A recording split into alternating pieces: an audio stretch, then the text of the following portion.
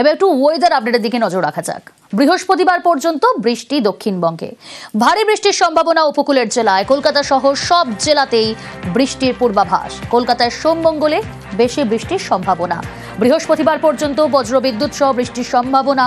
30 থেকে 40 কিলোমিটার বেগে দমকা ঝোড়ো হাওয়া। বঙ্গোপসাগরে নিম্নচাপ তৈরি হবে 25শে সেপ্টেম্বর।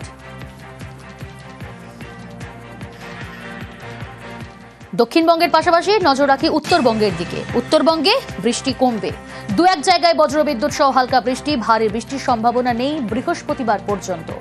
মালদা, 2 দিনাজপুরে বজ্রবিদ্যুৎ সহ বৃষ্টির সম্ভাবনা।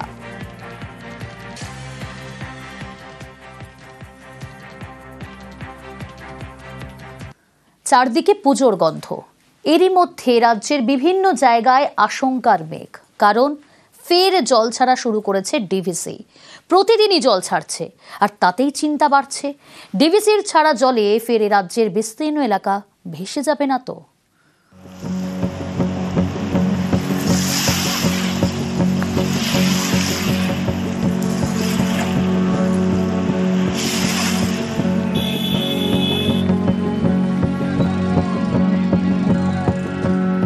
এবছর বর্ষার মধ্যে প্রায় 3 বার বন্যা হয়ে গেছে নদী ও নদী তীরবর্তী অঞ্চলগুলোতে এবং তার চারপাশের মধ্যে। সাম্প্রতিক এই দুর্গাপূজার সময়তেই যে ডিবিসির পক্ষ থেকে প্রায় 30,000, 40,000, 50,000 জল কিন্তু ছাড়া হচ্ছে। বন্যা বা প্লাবিত হয়, সেক্ষেত্রে দুর্গাপূজার ক্ষেত্রে একটা অসুবিধে বা সমস্যার সৃষ্টি হতে পারে। অতি বৃষ্টির কারণে ডিবিসির পক্ষ থেকে প্রচুর পরিমাণ জল ছাড়া হয়েছে, ফলে বর্তমানে নদীতে জলের পরিমাণ অত্যন্ত বেশি। তাই দূর দূরান্ত থেকে যে সমস্ত মানুষজন তর্পণের জন্য নদীতে আসছে, তাদের কাছে আসানসোল মিউনিসিপাল কর্পোরেশনের পক্ষ থেকে বিশেষ অনুরোধ, আপনারা নদীতে বেশি দূরে কেউ নামবেন না। ঝাড়খণ্ডে বৃষ্টি, জল ছাড়ছে ডিভিসি। দুর্গাপুরে ফুলে ফেপে উঠেছে দামোদর, সতর্ক প্রশাসন। রবিবার মহালয়া, ভোর থেকে মাইকিং করে সতর্ক বার্তা। তৈরি ছিল বিপর্যয় মোকাবিলা বাহিনীও। ঘিরে দেওয়া হয় বার্নপুরে দামোদরের পার। অত্যন্ত সতর্কতার সঙ্গে হলো তর্পণ। আজকের দিনে এতটা জল ছাড়া উচিত হয়নি, যদিও কারণ কর্তৃপক্ষ জানে যে আজকে তর্পণের দিন। ভয় তো লাগবেই, এত জল ছাড়ছে।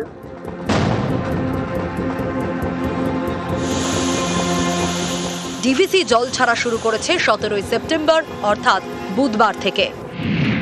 রবিবার অর্থাৎ মহালয়ার দিন ছেড়েছে 31,000 কিউসেক জল। পাঞ্চেত ড্যাম থেকে 16,500 কিউসেক, মাইথন থেকে 14,500 কিউসেক। পুজোয় এবার বৃষ্টির পূর্বাভাস, এর উপর জল ছাড়ছে ডিভিসি। হুগলির খানাকুলে, মুন্ডেশ্বরী এবং রূপনারায়ণের জল বাড়ছে, যা দেখে ফের প্লাবনের আশঙ্কায় খানাকুল। তো এবছর বর্ষার মধ্যে প্রায় 3 বার বন্যা হয়ে গেছে নদী ও নদী তীরবর্তী অঞ্চলগুলোতে এবং তার চারপাশের মধ্যে। সাম্প্রতিক এই দুর্গাপূজার সময়তেই যে ডিবিসির পক্ষ থেকে প্রায় 30,000, 40,000, 50,000 জল কিন্তু ছাড়া হচ্ছে।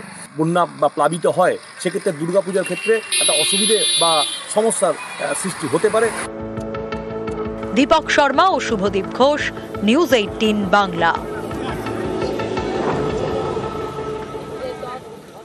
আচ্ছা, পুজোর মধ্যেই বেড়ানো একটু অন্য স্বাদ? তাহলে ঘুরে আসুন টাকি। ইছামতির হাওয়া গায়ে নিয়ে বনিদি বাড়ির পুজো। শহর থেকে দূরে মফস্বলের ছোঁয়া।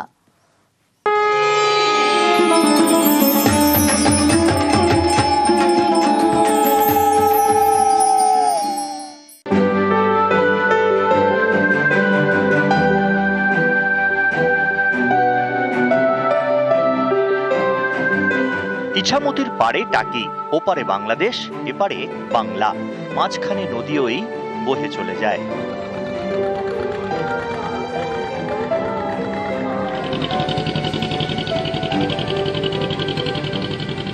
মানুষ চাইছে টাকির এই গ্রাম্য পরিবেশে শান্ত নিরিবিলিতে পুজোর 5টা দিন, পুজোর সঙ্গে নিরিবিল ছুটিটাকে তারা উপভোগ করতে চাইছে। তো তার ফলে আমরা ব্যবসায়ী যারা আছি, আমরা অত্যন্ত খুশি এবং আশাব্যঞ্জক যে ধীরে ধীরে আমাদের এখানে পর্যটকের সংখ্যা বাড়বে। টাকি মানেই নদী পাড়ে ইতিহাসের গল্প। পুবের বাড়ি, ঘোষ জমিদার বাড়ি, জেনারেল শঙ্কর রায় চৌধুরীর বাড়ি, মালদ্বীপ রিসর্ট, কেয়াপাতার জঙ্গল, মিনি সুন্দরবন, এমন হাজারো ঘোরার জায়গা। পরিবেশ তো খুবই ভালো লাগছে, দেখতে পাচ্ছি আমি যেখানে স্পটে দাঁড়িয়ে আছি ওইখান থেকে দেখতেই পাচ্ছি ইছামতি নদী, ওপারে বাংলাদেশ, আমরা ইন্ডিয়ার মধ্যে আছি, খুবই ভালো লাগছে পরিবেশ। মানে সব থেকে ভালো লাগছে কি যে আমি এপারে ভারতে দাঁড়িয়ে আমি বাংলাদেশটা ওদিকে দেখতে পাচ্ছি, এইটাই আমার পক্ষে একটা আশ্চর্যের ব্যাপার, খুব ভালো লাগার জিনিস। টাকির মূল আকর্ষণ প্রতিমা নিরঞ্জন। দশমীর দিন সিঁদুর রাঙা ইছামতি, মাঝ নদীতে নৌকোয় প্রতিমা বিসর্জন, সে এক দেখার মতো ছবি।